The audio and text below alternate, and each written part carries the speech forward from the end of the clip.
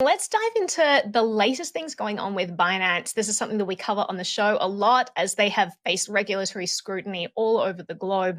Binance has this very interesting decentralized model where they're not headquartered in any particular jurisdiction. And this is how they've sort of played out the last 4 years of their existence. But in an interview with South China Morning Post today, Binance co-founder and CEO CZ said that they're actually getting ready to apply for licenses in jurisdictions that have clearer licensing regimes. They're planning to set up camp in multiple areas, so they're not just with a jurisdiction, they're with multiple jurisdictions now in order to comply with a lot of regulatory requirements around the world. So let's dig into this and sort of the history of Binance's compliance here. There's a lot we can unpack here.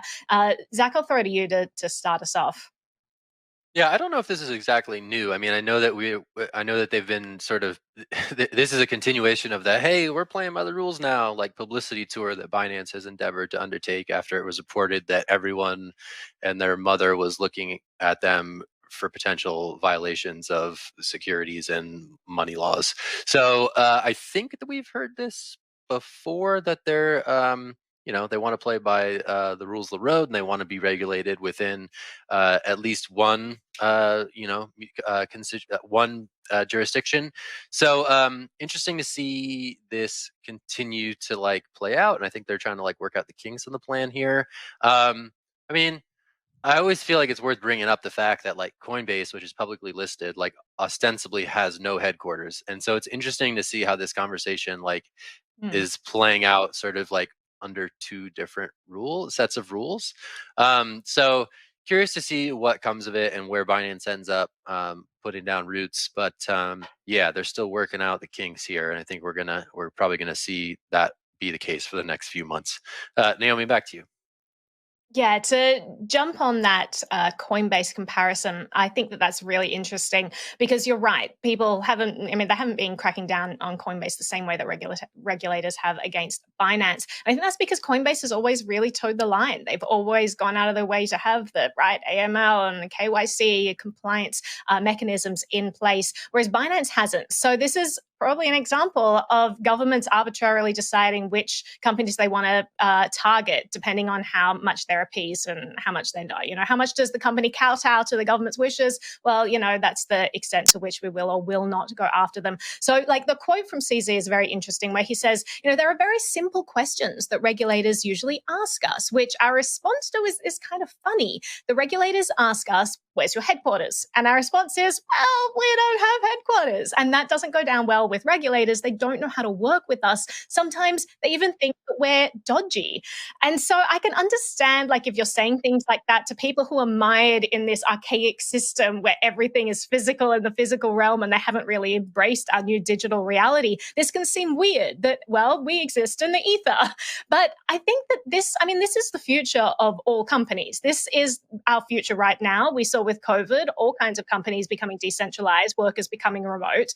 There's no reason for companies to have a physical base a lot of the time anymore. Why pay for the overhead of a physical office and all of the things that come along with that if your workers are now all over the country or all over the world? And that's increasingly what we're going to be facing in this digital landscape. I think that COVID really sped up that process, but we were already heading towards a very decentralized organization of, you know, companies and societies. So the fact that regulators are having a hard time wrapping their head around this, well, they better speed up pretty fast. And it's a shame that Binance is kind of bearing the brunt of this, but as I said, I think there are definitely ulterior motives. It's not necessarily that they're not headquartered anywhere, it's that the governments have had a hard time controlling them because of this. But this is the future, and governments really need to understand that the tables have started to turn with this new decentralized ethos. But Will, I think I saw your hand go up, but I also think I saw Zach's, so fight it out. Really quick, my 2 cents, give it back to Zach. Interesting that you brought up the Coinbase comparison. Coinbase is willing to play by the rules, and then they can kind of pretend not to have a HQ wherever. It doesn't matter to the U.S. government as long as they're operating by U.S. laws. And you can say your headquarters doesn't exist. Who cares? Binance doesn't really have an HQ, they're saying, but they're not going by anyone's rule book. And now everyone is concerned about it. So, it's pretty obvious which way you have to play. You have to play towards Coinbase's advantage here, or the U.S. government's advantage here. Zach, your thoughts? Yeah, no, I think you guys are right. I think it's definitely not apples to apples comparison, and my bad for suggesting that it was, but yeah, I think it is a bit different. Binance historically has played fast and loose with regulations. Coinbase historically has spent the money and the time to lean into the compliance aspect. So the fact that we are seeing two different responses to two companies that both claim to be decentralized in nature, I think makes sense in the historical context. I'll kick it back to you, Naomi, for some last thoughts.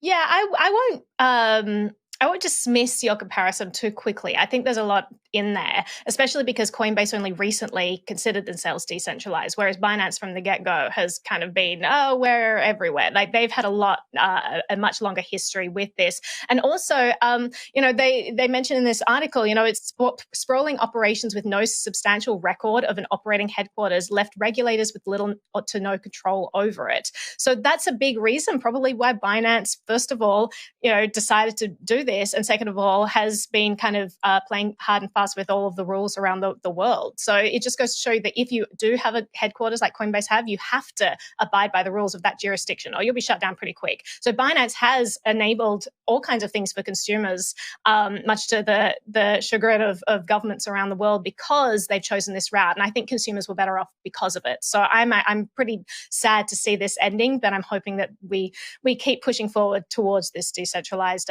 future.